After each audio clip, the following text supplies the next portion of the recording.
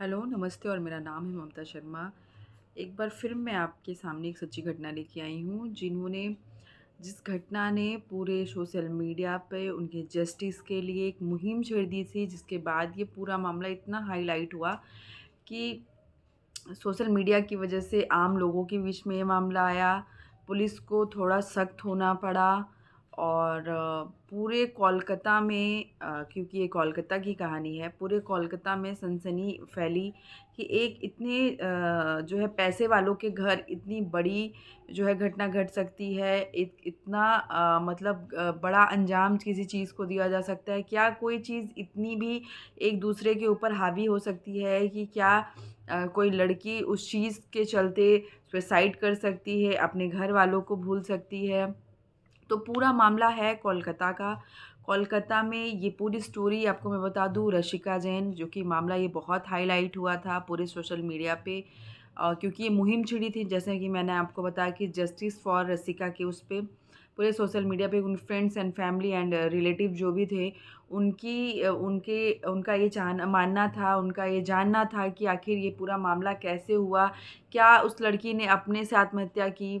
क्या उस लड़की ने अपने से अपनी जो है देह का त्याग किया, या उसने अपने से सुसाइड कमिट किया, या फिर किस उसने उसको मतलब जान देने के लिए किसी ने उकसाया? तो सबसे बड़ी बात ये होती है कि क्या अगर कोई भी व्यक्ति या कोई भी जो है मेल फीमेल जो भी है, अगर वो आत्महत्या करता है, तो क्या वो आत्महत्या कोई मामूली चीज़ तो है नहीं कि कोई अपने से आत्महत्या, उस चीज़ को आत्महत्या को करने के लिए, उसको इतना उकसाने के लिए कि वो आत्महत्या कर ले या फिर वो सुसाइड कर ले। तो ये मुझे लगता है कि करने से बड़ा एक घिनौना कृत्य है, करने से बड़ा एक गंदा काम है, जो कि आप किसी चीज़ को ना करके आप अपनी चीज़ों से इतना मेंटल हरास कर दीजिए किसी को कि वो अपनी खुद का जान देने पे मजबूर हो जाए।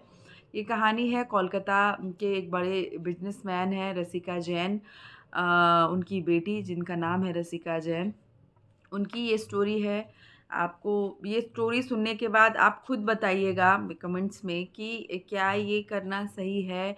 क्या एक दहेज के लोभियों को, जिनको दहेज दहेज जो है देना लेना तो एक क्राइम है ही, नहीं करना चाहिए, एक ज़ुल्म है, एक गलत काम है। लेकिन अगर ठीक है, अगर कोई बाप अपनी बेटी को दहेज देता है, अब ऑब्वियस सी बात है कि दहेज तभी देगा जब लड़का उस लायक होगा, उस उतने सक्षम होगा कि मैं उसे दहेज दे सकता हूँ। उस लड़की के पिता को ये पता होगा कि मेरी लड़की उस घर में जाएगी तो वो खुश रहेगी, खुशियों से उसका जीवन भरा रहेगा। तभी कोई किसी को दहेज देता है, ऐसे कोई किसी को दहेज नहीं देता है, जो कि बाप अपनी लड़की को जिस परिवार में देता है उसमें उनको पता होता है कि मेरी लड़की खुश रहेगी, लड़का काबिल होगा या उसके घर वाले ठीक-ठाक होते हैं, तभी कोई जो है दहेज देता है, डाउरी देता है। लेकिन सबसे बड़ी, किसी बेरोज़गार को तो कोई दहेज नहीं देता है, लेकिन क्या इतना दहेज देने के बाद भी अगर किसी की संतान उसके घर में दुखी रहे, जो कि एक अपने जिगर के टुकड़े को जो बाप अपनी लड़की को एक किसी परिवार को सौंप देता है, अपने मतलब दामाद को जो होता है उसको दे देता है, पैसा भी देता है, धन भी देता है, बेटी भी देता है। उसके बाद अगर उसकी बेटी उस घर में खुश ना रहे, तो उनके पेरेंट्स के या उन माँ-बाप के दिलों पे क्या गुज़रती होगी। और एक लड़की होने के नाते मुझे ऐसा लगता है कि लड़कियों का अटैचमेंट अपने जो है फैमिली से बहुत होता है, अपने माँ-बाप से, भाई-बहनों से बहुत होता है। तो माँ-बाप इतने दुखी हो सकते हैं, तो सोचिए वो लड़की जो कि उनके बीच में रहती है, उनकी यातनाओं को सहती है, वो कितनी दुखी रहती होगी पल-पल, और कितनी चीज़ें होने के बाद वो अपनी बातें अपने माँ-बाप के सामने रखती होगी। सहते-सहते जब उसका सहने और समझने की क्षमता हट जाती होगी, जब उसको कुछ नहीं समझ में आता होगा, तब शायद वो अपने माँ-बाप से ये बातें कहती होगी कोई भी लड़की। तो रशिका जैन की कहानी आपको बताऊँ, कोलकाता के का एक जगह है अलीपुर। अलीपुर की रहने वाली जो है रशिका के जो है फ़ादर, वो ट्रांसपोर्ट का उनका बहुत बड़ा बिज़नेस जो है कोलकाता में इस्टेब्लिश्ड, बहुत माने-जाने आदमी वहाँ के। और निर्वाण लॉजिस्टिक्स से, इस नाम से उनका जो है ट्रांसपोर्ट का काम चलता था, जिस नाम से वो फ़ेमस थे, निर्वाण से। आपको मैं बताऊँ कि जो है राशिका उनकी एक एक ही संतान थी, बेटी थी, एक ही संतान नहीं कहूँगी, 2 थे, रशिका और उसका भाई। और वो अपनी माँ-बाप की सबसे बड़ी संतान थीं, उसके बाद उनका रशिका का छोटा भाई जो है रहता है। और महादेवी बिरला स्कूल से रशिका की पूरी पढ़ाई, कोलकाता में ही है ये स्कूल, पूरी पढ़ाई उनकी हुई रहती है। फिर वो बीए फिर वो ग्रेजुएशन करती हैं, बीबीए करती हैं, बिज़नेस की पढ़ाई करती हैं, सेंट जेवियर कॉलेज जो कि वो भी कोलकाता में है। फिर वो बिज़नेस की पढ़ाई आगे कंटिन्यू करने के लिए वो कोलकाता से जो है सिंगापुर चली जाती हैं, क्योंकि माँ-बाप के पास पैसे की कोई कमी नहीं थी, बहुत ज़्यादा अच्छे घर के लोग थे और वेल एजुकेटेड, बहुत ज़्यादा पैसे वाले लोग। रशिका सिंगापुर जाती हैं, वहाँ से बिज़नेस की पढ़ाई, हायर एजुकेशन लेती हैं। एजुकेशन लेने के बाद वो 2019 में वापस से कोलकाता आती हैं। कोलकाता से जब कोलकाता आती हैं तो उनके माँ-बाप उनके सामने एक प्रस्ताव रखते हैं शादी की। शादी के लिए रशिका से पूछा जाता है, रशिका बोलती हैं कि हाँ, अगर आप लोग शादी करना चाहते हैं तो मैं शादी के लिए तैयार हूँ।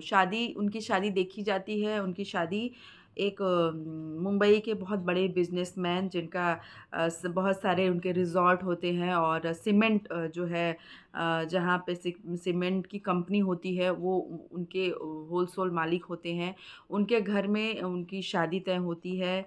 और रशिका के फ़ादर जो है अपने से बहुत ज़्यादा जो है पैसे वाले के घर शादी तय करते हैं।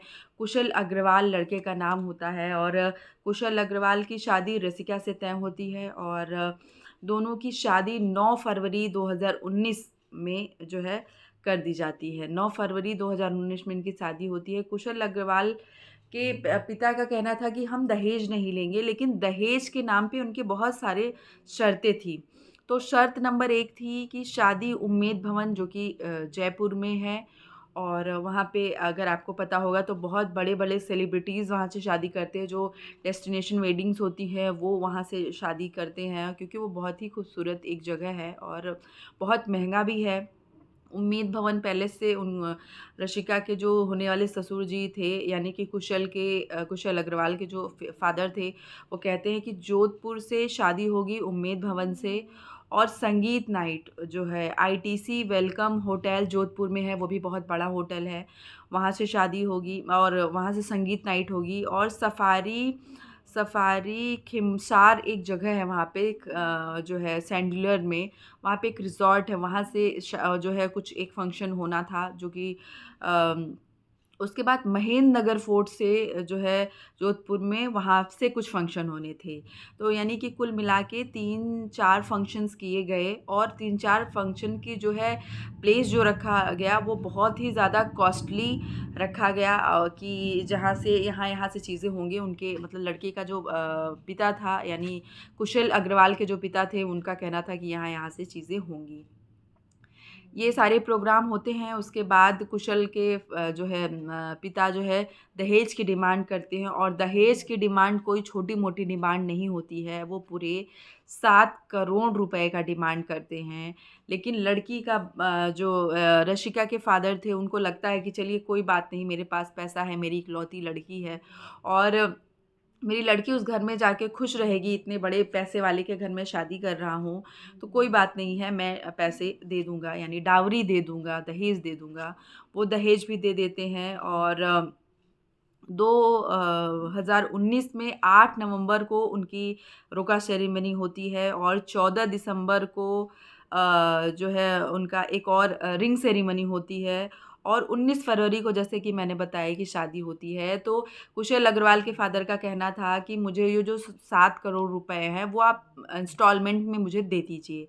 तो जो है रशिका के फ़ादर जो होते हैं, वो रशिका के फ़ादर 3 इंस्टॉलमेंट में पैसे देते हैं। 8 को जिस दिन रोका था, कुछ पैसे उसमें दिए जाते हैं, पहली किस्त। दूसरी किस्त उनकी रिंग सेरेमनी, जो कि 14 दिसंबर को होती है, वो उसमें दी जाती है। फिर 9 फरवरी को कुछ जो पैसे रह बचे होते हैं, वो पूरा देके 7 करोड़ पूरा वो दे देते हैं। और सोचिए जो 7 करोड़ दहेज दे सकता है, तो वो उम्मेद भवन जैसी जगह से शादी करना, डेस्टिनेशन जो कि सारे होटल, जितना मैंने रिज़ॉर्ट होटल के आपको नाम गिनाए, वो सब बहुत कॉस्टली, सब बहुत महँगे।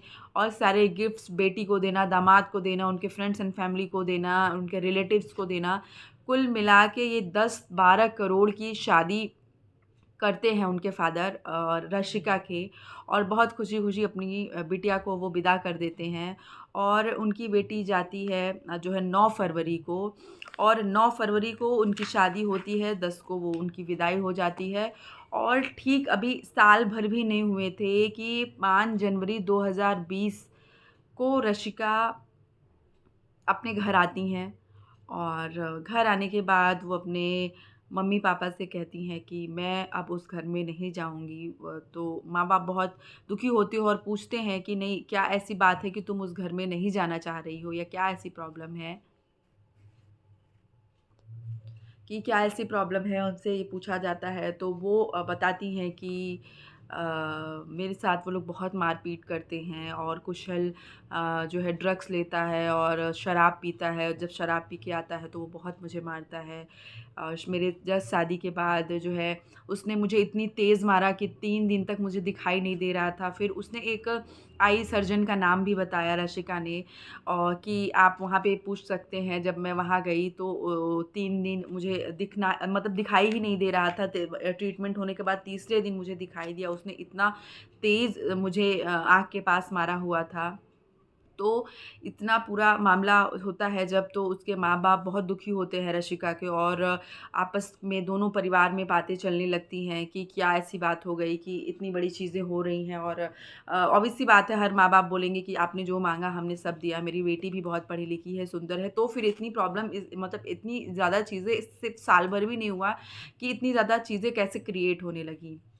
क्योंकि रसिका ने बताया भी कि ये चीज़ें ठीक शादी के 1 महीने 2 महीने बाद ही मेरे साथ शुरू हो गई थी। लेकिन मैं बहुत कुछ सोच के ये चीज़ें अपने आप लोगों से, यानी रशिका अपनी फैमिली वालों से नहीं बताती थी कि मम्मी-पापा को दुःख होगा, उन्होंने इतना पैसा लगाया है, इतने अरमानों के साथ मेरी मेरी शादी की है, वो शायद ये सुनेंगे तो उनको बहुत दुःख होगा। और आपको बता दूँ कि नवंबर 2019 में ही रशिका के फ़ादर की थोड़ी तबीयत ख़राब हो गई थी, जिसकी वजह से रशिका बहुत टेंशन में हो गई थी, और सारी चीज़ें अपने घर में शेयर नहीं करती थी। लेकिन जब उसको लगा कि नहीं, अब चीज़ें बहुत आउट ऑफ कंट्रोल हो रही हैं, मुझे घर पे बताना चाहिए, तो वो जब जनवरी में अपने घर जाती है तो अपने घर में सारी बातें वो बताती है कि मेरे साथ ऐसी-ऐसी चीज़ें हो रही हैं, और मैं अब उस घर में नहीं जाऊँगी। लेकिन मिडल क्लास फैमिली तो मैं नहीं कहूँगी, 7 करोड़ रुपया देना, या शायद उनकी सोच रही होगी कि हम हमारी सोसाइटी में, रशिका के मदर-फादर का शायद रहा होगा कि सोसाइटी में शायद चीज़ें गड़बड़ हो जाएँगी, चीज़ें बदनाम होंगे हम लोग। लेकिन जो है माँ-बाप जो होते हैं वो शायद समझाने पे लग गए, और कि शायद बेटी का घर बस जाए और बेटी मेरी खुशी-खुशी फिर से अपने घर में चली जाए और अपने जीवन को बहुत प्यार और अच्छी तरीके से जीने लगे। लेकिन उसी बीच जो है रशिका के ससुर का 1 महीने बाद रशिका के ससुर जी का फ़ोन आता है, और वो कहते हैं कि चलिए दोनों बच्चों को हम एक मौका और देते हैं, और मौका देते हैं, और वो अपनी शादी को बचाएँ और प्यार से रहें, बच्चे हैं, हो जाती है चीज़ें। क्योंकि रशिका मात्र 25 साल की लड़की थी। और फिर रशिका अप का जो जो रशिका के ससुर होते हैं रमेश अग्रवाल, उनका फ़ोन आया हुआ होता है, और इस वजह से रशिका के जो फ़ादर, वो रसिका को कहते हैं कि बेटा एक मौका और दो, आप जाके देखो, क्या पता सब कुछ सही हो जाए और चीज़ें मैनेज हो जाएँ। ऐसे नहीं होती हैं चीज़ें, कभी-कभी उतार-चढ़ाव जो है जीवन में आता रहता है। रसिका की विदाई कर दी जाती है, और 12 फरवरी को रसिका फिर से अपने ससुराल जाती हैं, कुशल के घर, यानी रमेश अग्रवाल की जो बहू रशिका हैं वो फिर से अपने ससुराल जाती हैं अपने ससुर जी के कहने पर। और 12 को वो जाती हैं, और 15 को इस बीच दो कई बार माँ और बेटी की बात भी हुई कि वो ठीक है कि नहीं, चीज़ें सही है कि नहीं, बात होती है, सब ठीक-ठाक होता है।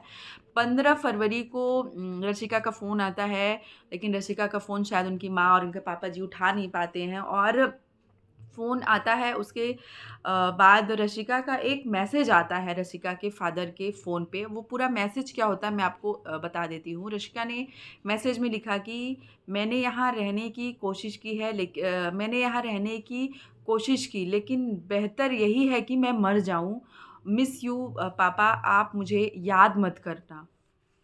ये था रशिका का मैसेज। रशिका अपने मम्मी को भी फ़ोन करती है, अपने पापा को भी, अपने भाई को भी। कोइंसिडेंट है कि फ़ोन उठ नहीं पाता है और फिर ये मैसेज रशिका जो है अपने फ़ादर के फ़ोन पे छोड़ती हैं और ठीक 15 मिनट बाद, जब तब तक इनके फ़ादर फ़ोन देख लेते हैं। इनके फ़ादर मदर फ़ादर फ़ोन करने ही वाले थे कि रशिका की सास का फ़ोन आता है ससुराल से और वो कहती हैं कि रसिका 3rd फ्लोर से तीसरे मंजिल से गिर गई है और उसकी हालत बहुत ख़राब है, हम उसे लेके हॉस्पिटल जा रहे हैं, आप तत्काल रूप से हॉस्पिटल पहुँचिए। रसिका के माँ-बाप के पैरों तले ज़मीन खिसक जाती है कि बस 15 मिनट पहले उसका मैसेज आता है, उसका फ़ोन आता है, हम उठा नहीं पाते और ऐसा मैसेज आता है उसके बाद, ऐसे कैसे मेरी बेटी छत से गिर सकती है। और वो दौड़ते भागते मतलब होशो-हवास में नहीं अपने, वो हॉस्पिटल जाते हैं और हॉस्पिटल जब वो जाते हैं तो उनका पूरा ट्रीटमेंट देखते हैं कि बहुत सारी मल्टीपल इंजरीज़ आ जाती हैं बॉडी में, क्योंकि इतनी ऊपर से गिरी होती हैं।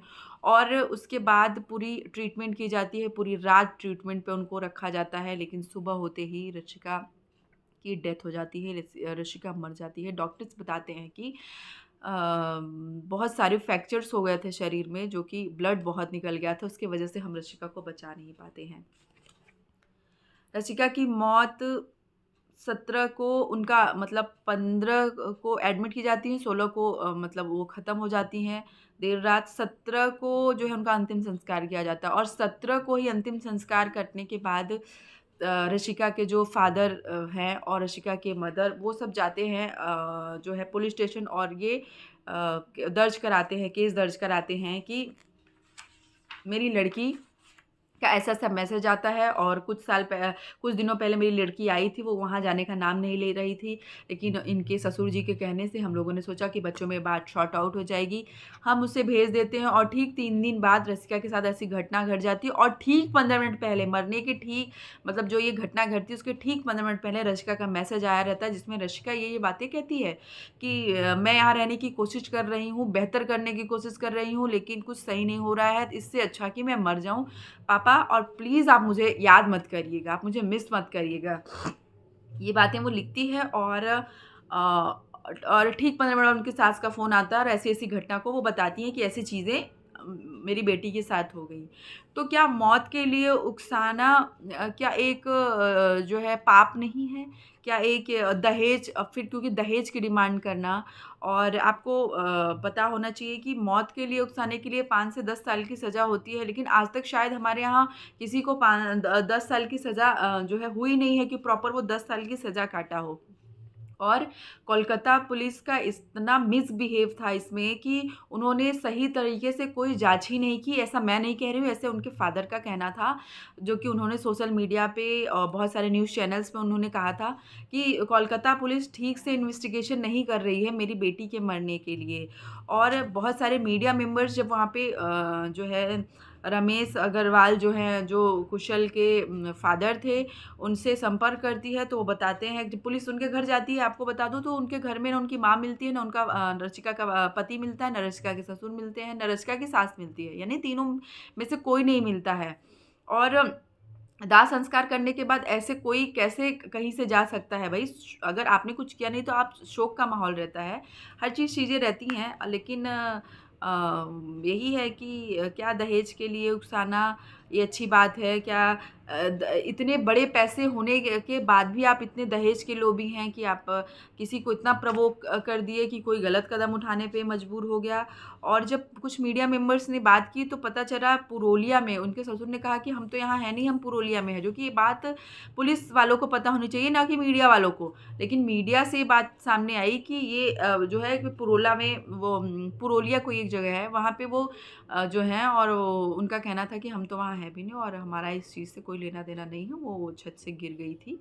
उनका कहना ये था कि वो छत से गिर गई थी और उनके जब सास का भी फ़ोन आता है तो वो यही बताती हैं कि वो गिर गई थी। तो सिर्फ़ और सिर्फ़ मेरा यही कहना है कि आज तक उस केस का कुछ हुआ नहीं, कुछ कि उसको कोई अ, को कोई चीज़ सामने आई हो कि आखिर वो कैसे गिरी? वो छोटी बच्ची तो थी नहीं। वो इतने बड़े बड़े घर की बहू भी थी। वो कुछ छोटे-मोटे काम करने छत पे तो गई नहीं कि वो फिसल गई, वो गिर गई या क्या हो गया।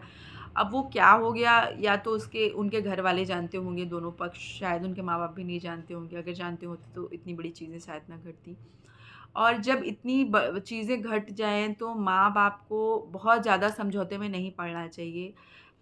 तुरंत तो नहीं पड़ना चाहिए, 2-4 महीने बेटी को या दोनों पक्ष को समझना चाहिए, सोचना चाहिए, फिर भेजना चाहिए, क्योंकि बहुत कभी-कभी होता है कि मानसिक स्थिति इतनी खराब हो जाती है लोगों की कि लोग गलत काम करने पे मजबूर हो जाते हैं। लेकिन मरना या आत्महत्या को करना कोई एक सॉल्यूशन नहीं होता है कि आप आत्महत्या कर लेंगे तो चीज़ें और सही हो जाएगी। मेरा अपना पर्सनल, अगर मैं अपनी राय रखूँ, मैं अपना व्यू रखूँ, मेरा परसेप्शन यही है कि मरना तो कोई किसी चीज़ का उपाय हो ही नहीं सकता है। अगर कोई मर जाता है और आत्महत्या कर लेता है, तो मुझे लगती है कि चीज़ें वो और वहीं दब जाती हैं, ना कि वो आप जीते जी जो कर सकते हैं, आप मरने के बाद तो कुछ नहीं कर सकते। तो मतलब ज़िंदा रहिए और अपनी लड़ाई को लड़िए, ना कि आत्महत्या करके। आत्महत्या करने के अलावा देखिए, जो जिस घर की आप बहू थी उनको कोई फ़र्क नहीं पड़ने वाला, या जो आपको मौत के लिए उकसाया उसको तो कोई फ़र्क नहीं पड़ने वाला। आप मर गईं, आप कहाँ गई, आपको उनसे कोई लेना-देना नहीं। पूरा फ़र्क अगर पड़ता है तो जो आपसे प्यार करते हैं, जो आपके लिए हैं, आपके माँ-बाप, आपके अपने। हो सकता है आपका पति बहुत प्यार करता हो, ससुराल वाले ना करते हो सकता है सास-ससुर बहुत प्यार करते हो, आपका पति ना करता हो। तो उनको फ़र्क नहीं पड़ता आपके रहने और ना रहने से, जो आपसे प्यार नहीं करते। जो आपसे प्यार करते हैं उनको बहुत फ़र्क पड़ता है आपके जाने के बाद। जो मेरी इस वीडियो को देख रहा है, मैं हर उस लड़की को या हर उस व्यक्ति को बोलना चाहूँगी कि आप इस तरह की चीज़ें बिल्कुल मत करिए। आप ज़िंदा रह के, अगर आपको लगता है कि सामने वाला मेरे साथ गलत कर रहा है, तो आप डट के खड़े रहिए और उस चीज़ का सामना करिए। ना कि आप अपनी बैक फुट पे जाइए और आत्महत्या जैसी चीज़ें कर लीजिए। आत्महत्या करने के बाद किसी को आज तक, इतने बड़े-बड़े लोगों ने सब कुछ, आत्महत्या हुआ है, जो भी चीज़ें हुई, किसी को कुछ नहीं मिला है, ना आपको मिलने वाला है। तो मैं बस यही कहूँगी कि और दूसरी चीज़ कि अगर जो भी सिटिज़न बड़े मतलब बड़े लोग मेरी वीडियो देख रहे हैं, तो मैं उनसे यही कहूँगी कि अगर आप दहेज लीजिए, दहेज लेना कोई गलत बात नहीं है। मैं गलत बात इसलिए नहीं कह रही हूँ कि किसी को तरसा के, तड़पा के घर, ज़मीन, जायदाद बेच के दहेज लेना, ये बहुत गलत बात है। अगर कोई अपनी स्वेच्छा से अपनी बेटी को कोई चीज़ गिफ्ट दे रहा है, आप उसको लीजिए, पर आपकी ज़िम्मेदारी बनती है कि आप उसके बच्चे को खुश रखिए। आप उसके बेटी को उतनी ही खुशी दीजिए कि उसको ये ना एहसास हो कि आज वो अपने ससुराल में है, अपने वो घर में है। उसे परेशान मत करिए, छोटी-छोटी चीज़ को लेके उसको ताना मत मारिए। तो क्योंकि वो दूसरे घर की आई हुई है, किसी ने अपना अपना बच्चा आपको सौंप दिया है, तो आप उसकी इज़्ज़त करिए, उसके माँ-बाप की इज़्ज़त करिए, उसके घरवालों की इज़्ज़त करिए। और एक लड़की का भी फ़र्ज़ बनता है कि अनावश्यक चीज़ें वो जाके अपने ससुराल में क्रिएट ना करे और बहुत प्यार और स्नेह के साथ अपने घर में रहे। तो आशा करती हूँ आपको मेरा वीडियो अच्छा लगा होगा, और अगर अच्छा लगा हो तो प्लीज़ इसे लाइक ज़रूर करिएगा और सब्सक्राइब ज़रूर करिएगा। Thank you.